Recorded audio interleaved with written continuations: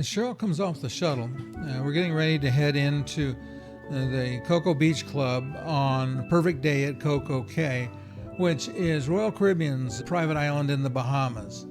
We're going to take a tour of the facility. You'll see how accessible everything is with the scooter. And we're going to have the privilege of going out on one of the floating cabanas, and you'll see again that those are accessible as well. Just about everything except the sand areas were very easily accessible on Perfect Day at Coco Cay.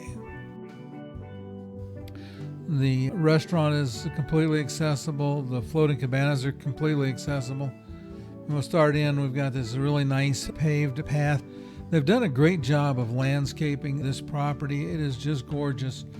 We were told this facility had opened in 2019 for 3 months, and it just reopened again. So there's been very little use of this facility due to the pandemic. This is Royal Caribbean's first beach club. Based on the success, it probably will not be the last. It does have a limitation in the number of people that can use it for any one day. You can't stay there, but you get a day pass to it. If you rent a cabana, it includes 8 individuals admission. If you get a day pass, those are priced per individual. We're going to go in and we're going to take a quick look at the restaurant. We're not going to go in and eat right now.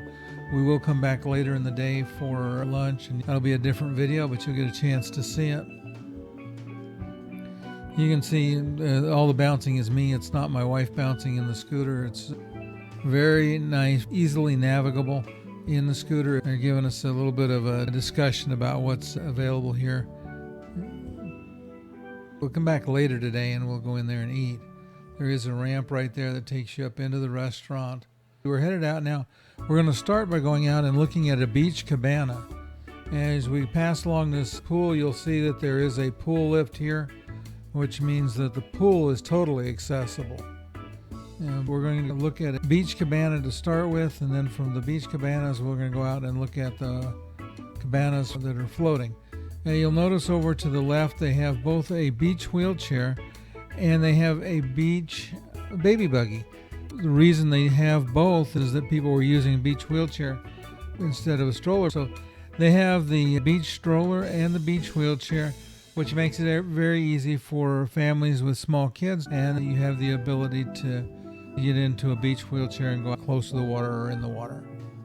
So our guide was explaining all of those things to us. It's just an amazing facility. Now that we've finished our discussion of the beach stroller and the beach wheelchair, we're going to move toward one of the beachfront cabanas. These are really nice. The floating ones were my favorite.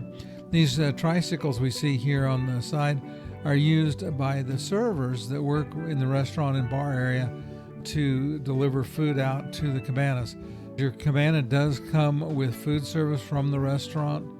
It does come with bar service. Now your drinks here you have to buy. It's not included in the drink package, and it's not included in the admission, but your lunch is included in the admission to the park.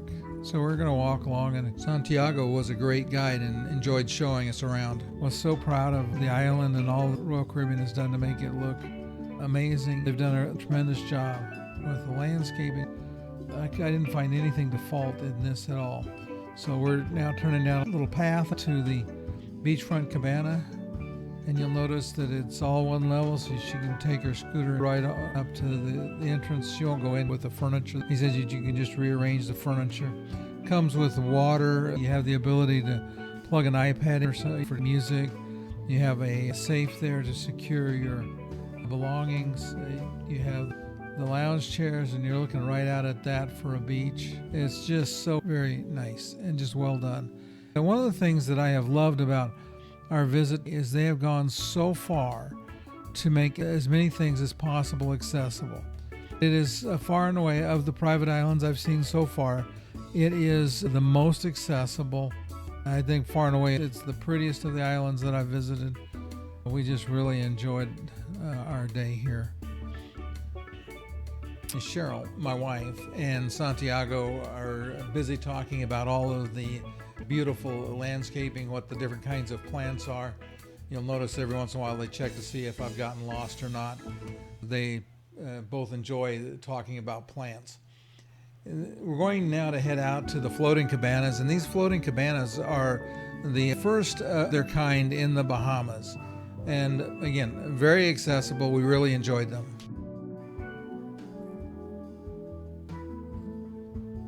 We'll see something interesting up here in the water. I'll point it out when we get a little bit closer. I didn't have the sound turned on when I recorded this because the wind was blowing. You can see my hat's blowing pretty good there. And the microphone on the camera was overwhelmed by the wind noise.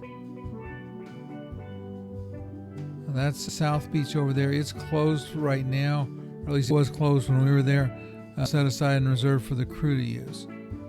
And that was a very nice arrangement. So they had some private beach area that they could go to and enjoy some time off. Yeah. We're going to continue our journey now out toward the cabana. The water is just crystal clear. The weather today wasn't as good as it could have been. We're going to go out here on this walkway and go find us a cabana to take a tour of. The way they set these up works really well for privacy. They're staggered a little bit so that you're not staring in at somebody else. They're not staring in at you. The cabanas have curtains on 3 sides that you can close, which does provide very good privacy. I wouldn't say it's completely private, but very good. Okay, so we're going to go out here. Now, on the right side, you'll see it in just a minute, a big stingray swims by. Our guide, Santiago, pointed it out. There you go. You can see the stingray swimming in the water there. I don't know what made him move, but he decided he wanted to move, and so there he is.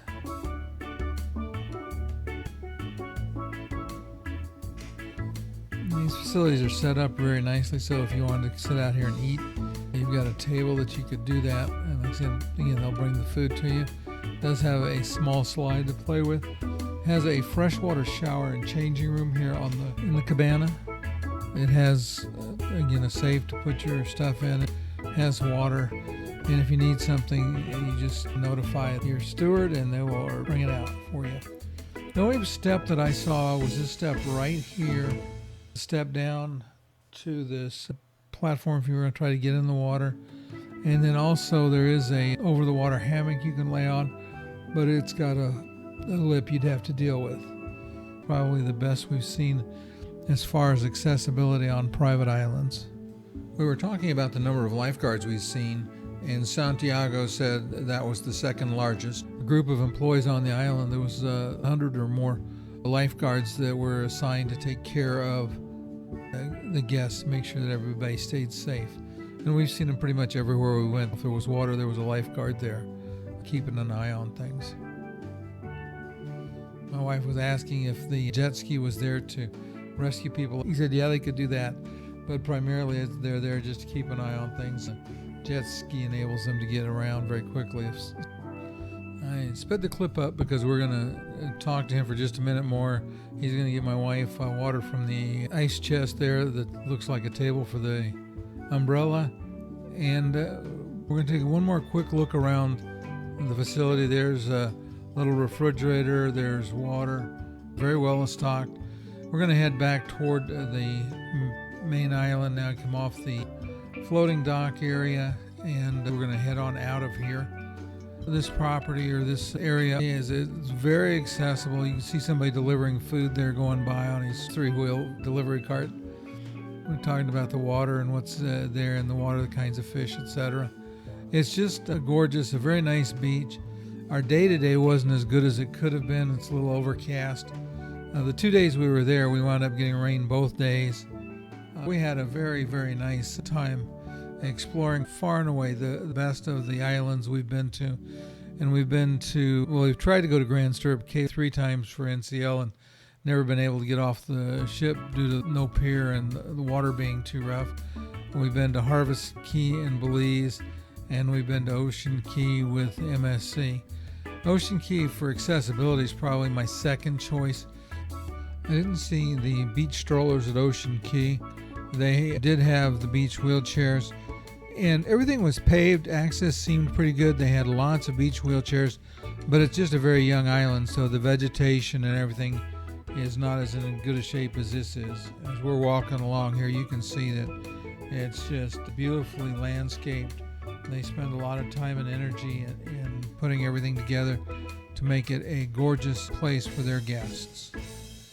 Okay, so we're coming back into the main pool area, and again, we've got this infinity pool, and right there's a lift to help you get in and out of the pool.